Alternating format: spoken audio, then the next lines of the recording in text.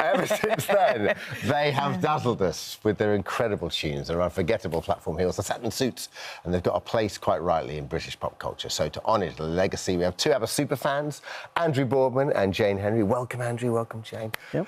With us in the studio. Yeah, but first we're going to be joined by Basil Hurwald, who was a part of the Eurovision panel back in 1974. Good morning, Basil. Thank you for joining us.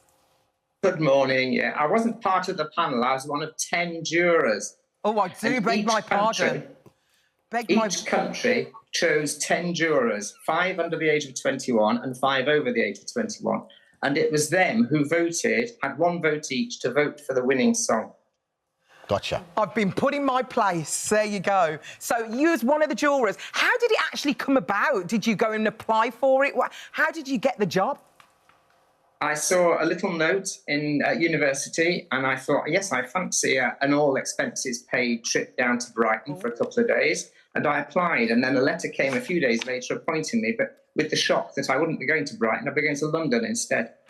So you're in London, and then talk us through the night, Basil. What happens? Are you sort of put away in a room with the rest of the jurors? That's exactly right. There were 10 of us. We'd never met before, and they treated it very seriously. It was almost like a criminal trial. We had to arrive at 2 o'clock. We were put in a basement room. We were allowed to watch the rehearsals, but not allowed to hear any commentary in case it prejudiced us, Dermot.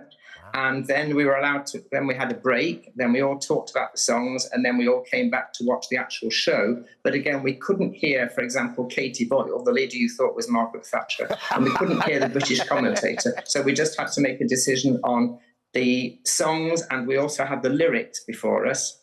And then we made our decision. And can you let me know what sort of snacks you had?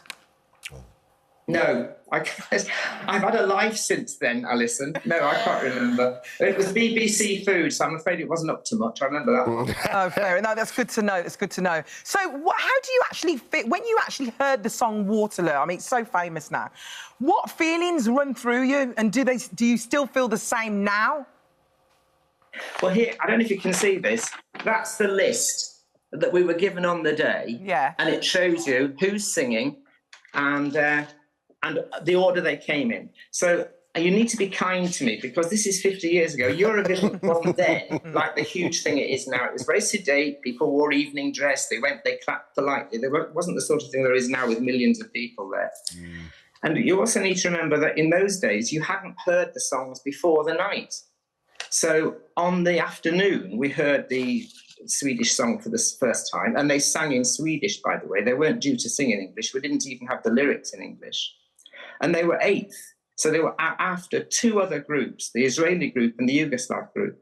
So I'm afraid they made almost no impression on the 10 of us. And indeed, to be fair, Alison, they made almost no impression on 170 jurors across Europe, because only 24 of those 170 actually voted for Sweden. So Basil, they won with about the lowest vote of any winner anywhere. So Basil, did they sing English then on the night? They sang in English on the night, which rather surprised us. Right. So we didn't have the lyrics. We'd been following the lyrics, and they sang in English on the night. But Basil, you were impressed by the fact that they sang in English. You actually awarded them 0 points. It's not that we didn't award them 0 points. We awarded our 10 votes went to other countries, which we obviously preferred. So I've got my list here. Finland 1, Israel 2, Ireland 1, Switzerland 1, and most of our votes, in fact, the majority of everyone's votes in this country and in Ireland, went to the very impressive song that was on last, which always stands a good chance, doesn't it? And that was the Italian song, which was a very moving ballad. Yeah. No, I know the Italians. Listen, Basil, and before we let you go, have you met Abba subsequently? Björn alleged that there'd been a conspiracy by the British jury, and he alleged this in late 2022. And so they got me on the BBC Radio Today programme to meet him there, and I put him right, I think. He didn't know that they'd won with the least number of votes, and he didn't know that we'd given 5 votes to Italy, so there you go. Well, Basil... And he didn't know they'd sung in Swedish either at the rehearsal. Lovely talking to you, Basil. Good to meet a man who walks to the beat of his own drum. Yeah, well. he's cleared up a lot of stories, really. Thanks, He really Basil. has. Thank you, Basil. Thank you so much. Listen, you two are absolutely seething over here. Calm yourselves down. What do you Andrew think and of Jane. him, Andrew? Look at Jane. Jane is No nuts. comment. No comment. Do you, I mean, what are your memories of '74? I only have vague memories. I saw the show, but it didn't really stick out to me. And it was only the following year when I started getting into Abba that I put two and two together Well, when I I mean, bought the my back first catalogue's record. extraordinary, isn't Yeah. You look like you're a lifer, Jane.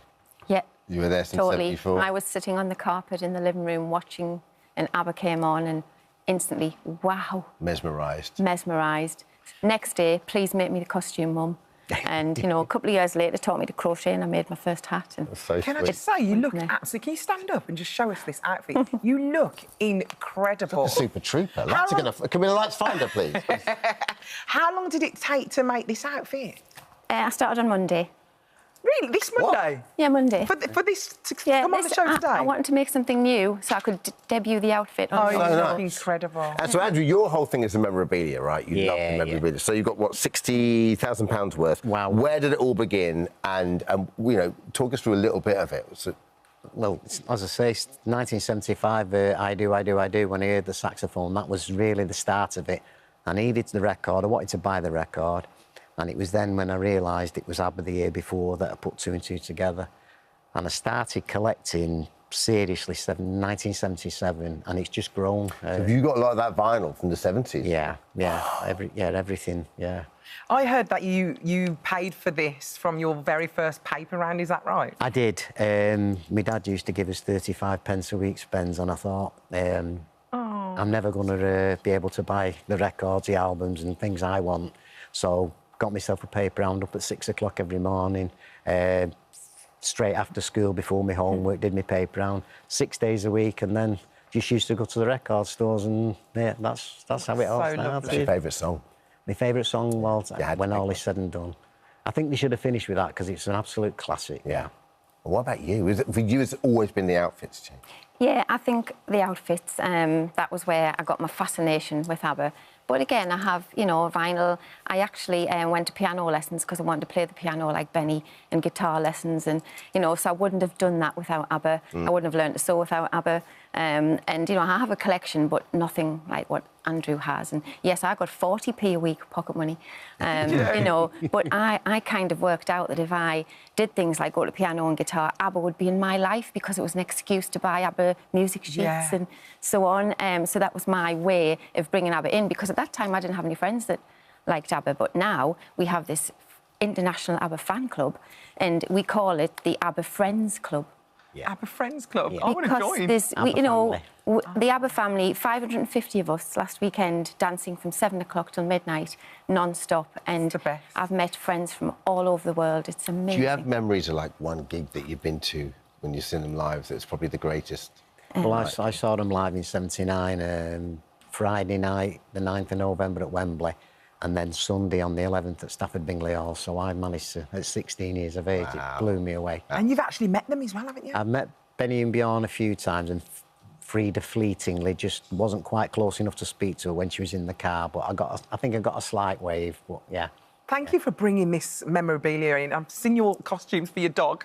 They're absolutely beautiful. And it's nice that your daughters have taken on as well, haven't they? Oh, yeah. You know, I think for me, it's all about being with others when I'm enjoying Abba. Yeah. And luckily, the girls have gone to every Abba event with me, the movie, the theatre, Nice. to Stockholm with me, to the museum. And strangely enough, they're more than happy for me to dress them up. And we have 3 costumes, and we go together, and the dog gets Love dressed that. up with cocktails beforehand. I love it. Brilliant. Thank you, you two. Lovely Thank chat. you. Thank you so And thank you in a strange way to Basil as well.